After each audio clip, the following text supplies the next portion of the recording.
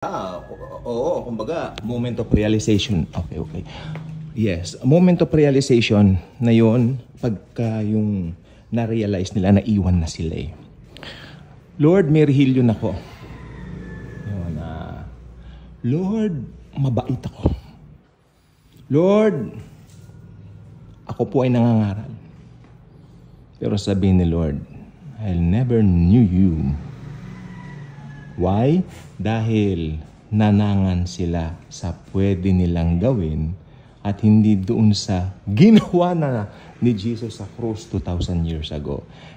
Napakahalaga po niyan at napakadelikado kapag ka hindi mo na-gets or naunawaan ang cross ni Jesus. What is the cross of Jesus? Ito po ang matter of life and death. Ako yan ang sagot ko. It's a matter of life and death. Whether you believe kung ano yung nangyari doon or maniwala ka sa sarili mong kakayanan para magawa ang mga bagay-bagay na pwedeng gawin ng rehilyon. So, pag yung pangalawa ang pinili mo, sad to say, ikaw magbabayad ng kasalanan mo sa impyerno. Walang papasok sa langit dahil sa mabubuting gawa. Nakalagay yan sa Efeso Kabanata 2, mula 8 hanggang 10. Ito yung mga versikulo niya. No? Kaya, ang kaligtasan po talaga, from start to finish, faith. Faith to faith to faith to faith to faith. Walang katapusang faith. Makinig kayo sa akin, importante po to. Sa Old Testament pa lang po, faith na po talaga ang pinaiiral. Nga lang, matitigas ang ulo ng mga tao, humingi sila ng batas sa Diyos. Mabait naman ang Diyos, pinagbigyan sila. Nga lang, pagkabigay ng batas, nalabag agad yung first commandment. What is the first commandment? Huwag kang gagawa ng anumang imahen, rebulto, or larawan na iyong sasambahin. That is the very first commandment, di ba? Pero that was being break, kabibigay pa lang. Why? It was being break by them. They break the rules. Mga rule breakers agad eh. Kasi pagbaba ni Moises mula sa Mount Sinai, wherein doon ibinigay ng Panginoon yung Ten Commandments, nakita agad niya sila sumasamba sa guya. Natagalan kasi si Moises doon sa Mount Sinai. Itong mga tao, naiinip na. Hindi na bababa si Moises. Ang masaklap nito, si Aaron na kapatid mismo ni Moises, ang kanilang pinilit para igawa sila ng Diyos-Diyosan. See? Kaya sabi ko, yun, doon pa lang palpak na. Humingi sila ng batas, palpak na. Pangalawang ginawa ng mga tao, humingi sila ng hari sa Diyos. Ayaw ng Diyos ng hari, ayaw ng Diyos na may mamumuno. Kaya tandaan po ninyo, meron po tayong Book of Judges sa Old Testament, di ba? Yan po ay nagpapakita na nag-appoint ang Diyos ng mga mangunguna sa kanyang piling bayan, piling lahi. Nandiyan po si Samson. Di ba? Nandiyan si Gideon. Alam naman natin ang mga kwento po nila. Hindi na po natin kailangan elaborate. Humiling ang mga tao, ay binigay ng Diyos. Ang Diyos masunurin sa gusto ng tao. Kasi mabait ang Diyos. Nga lang, humingin ang tao ng batas sa Diyos. Nilabag agad. Kabibigay pa lang, nilabag agad. Ayun ang mga tao nagsasamba sa ribultong guya. Ang gumawa pa, lalong nasaktan si Moises malamang, ang kanyang kuya Aaron. Sapagkat ito naman ay tinutukan lang ng baril ng mga tao, mga Israelita. Gawa kami ng guya. Wala na, hindi nabababa pa si Moises. Sobrang mainipin sila. Yan ang nangyari. Kapalpakan agad. Bakit? Ano naman ang kaibahan niyan sa makabagong panahon natin ngayon? Maraming nananangan sa kanilang mabuting gawa. Ito kahapon lang po ito nangyari. Nagulat ako dito sa Facebook. You know what? Alam mo, mahilig akong mag-tingin-tingin na naman. Hindi ako ganong nakatutok sa Facebook. Mas tutok ako sa YouTube.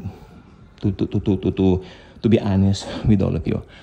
Nakita ko sa Facebook, grabing maka, anong tawag mo sa Tagalog? Sa English lang, grabing maka-judge. O yun. Sa Tagalog, grabing makapuna ka. Ano? Basta ano siya, mapanghusga. Yun, husga. Sa English, mas madali eh. Grabing makahusga itong babaeng ito na member ng pangunahing church no, na born again dito sa Pilipinas. Popular po sila. Alam na po natin yon, nawawala ang kaligtasan nila. Okay? Grabe siyang makapunay. Grabe yung mga salita niya.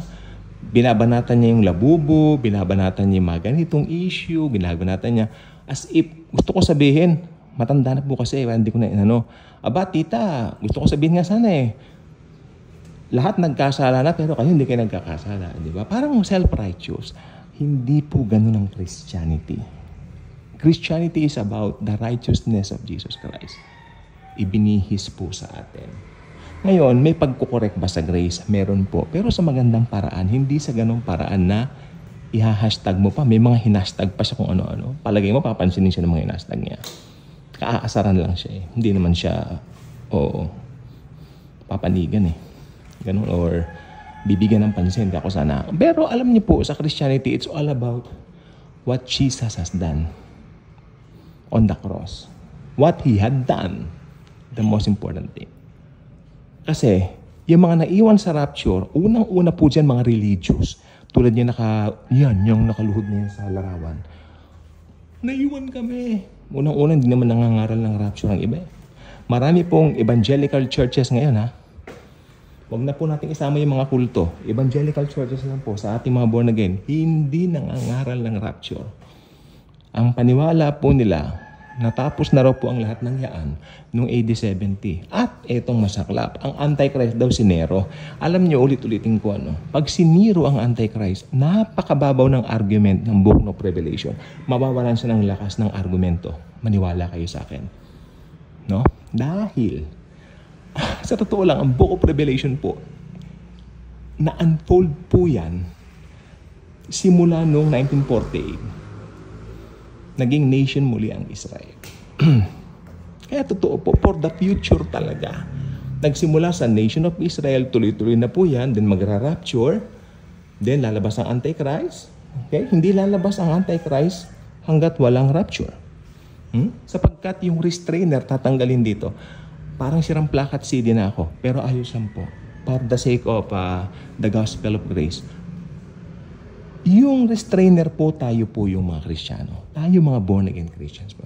Kaya tayo aalisin dito. Oo nga naman, pag hindi tayo inalis dito, lalabas yung Antikristo, yung halimaw. Malalaman natin agad yun kasi punong-puno tayo ng salita ng Diyos. Marunong tayo sa Bible, yung mga maiiwan, mga mangmang sa Biblia. Amen? Amen. Pag malaki mo naman na born again ka, pag malaki mo na marunong ka sa Bible. Pag malaki mo yan, kasi marunong ka sa Bible dahil sa banal na Espiritu ni Kristo na nasa atin. Di ba? So ayun po. Kaya pag naiwan sila, maniniwala sila sa Antichrist na tayo kinuha ng mga aliens. Di ba? Tulad ng E.T., tulad ng mga napapanood sa mga pelikula. Okay.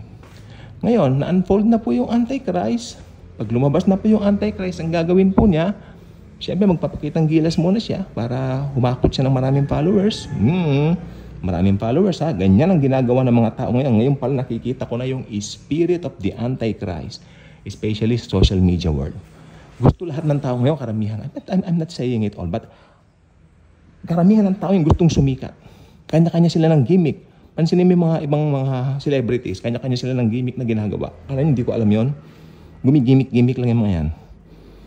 Para pag sumikat si ganon, magpapagimik naman siya. Ganyan po. Ganyan ang espiritu ng Antikristo. Maniwala kayo sa akin. Nandoon ng pagmamataas sa sarili. Parang feeling niya siya lang ang Kaya itatanghal niya ang pangalan niya na siya ay Diyos. Doon sa temple. Okay? Papagawa niya yung temple, pero papapuksarin niya yung pagsusunog ng mga, tawag dito, mga offerings, at itatanghal niya ang kanyang sarili bilang Diyos. Pagkatapos nun, yun na po yung Great Tribulation. Abay, matindi yan. Matindi yan. Mga tiyang. No? Diyan na po papasok yung mga nuclear war, mga lindol na pagkalalakas-lakas na hindi pa naranas ng mundo. Then, tuloy-tuloy na po yan. Darating na po si Jesus, pupuksain ng Antikristo. Tapos, magwa-white throne judgment, and then, eternity na po. Yun na po yung eternal life. Pero yung eternal life, pinuprocess na po natin ngayon yan. Don't get me wrong. Zoe life. No? Ang tawag ito in Greek. Ibig sabihin yan, that is the life. Spiritual life yan, life of God na nasa atin na. Kaya may eternal life na po tayo ngayon. Pero, yung katuparan po nun, pagkatapos ng white throne judgment, no? Naitapon na si Satanas, yung Antikristo, at saka yung false prophet sa Gehenna. Nandun na rin yung mga unbelievers sa Gehenna. Yung mga unbelievers na namamatay ngayon church age, nandun lang po sila sa temporary detention na tinatawag na Hades. Ilan ba ang impyerno? 3 salin yan sa wikang Grego. Meron tayong Hades, meron tayong Tartarus, at meron tayong Gehenna. Ang Gehenna ngayon, bakante pa. Maliban na kung gusto mong mauna na. Joke. So, ang Hades, nandyan po yung mga namamatay ng mga unbelievers ngayon. Hades, no? Tapos, sa Tartarus, nandyan yung mga fallen angels, yung mga nagrebelde, sumama kay Satanas. Nalinlang ni Satanas at nagsisama sa kanya. Nandiyan silang yung sa Tartarus.